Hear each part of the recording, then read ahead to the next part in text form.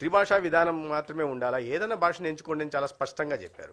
అదిగాక మొన్న హోంశాఖ మంత్రులు చాలా స్పష్టంగా పార్లమెంట్ వేదికగా చెప్పడం జరిగింది. మరి ఏమన్నారు, మేము వైద్య విద్యని సాంకేతిక విద్యను కూడా మీ మాతృభాషలో చేయమంటుంటే మీరు ఎందుకు చేయట్లేదు అంటే మీ ఆర్థిక ప్రయోజనాలు దెబ్బతింటాయంటే దానికి సమాధానం చెప్పట్లే. కాబట్టి కొత్త వాదాన్ని తీసుకొచ్చారు, తెర మీదకి తీసుకొచ్చారు. అసలు ఈ దేశంలో రాష్ట్రాల మనోభావాలను కూడా పరిగణలోకి తీసుకొని ఒక పాలన అందించే ప్రక్రియ 10 సంవత్సరాల క్రితం నరేంద్ర మోడీ గారు ప్రధానమంత్రి అయిన తర్వాత మొదలైంది.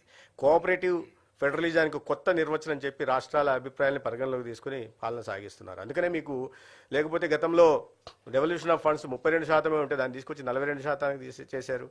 ఎందుకంటే రాష్ట్రాలను కూడా ఈ అభివృద్ధిలో భాగస్వామ్యం చేయాలనే ఉద్దేశంతో చేసిన పనులు. దాన్ని తప్పు పట్టడం కరెక్ట్ కాదు. సమయం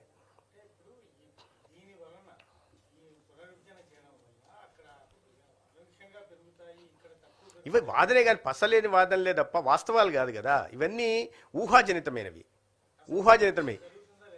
అది ఎలా తెలుస్తుందండి? ఏ ప్రాతిపదిక చేస్తున్నారు ఏంటి అనేది డీలిమిటేషన్ కమిటీ వేసిన తర్వాత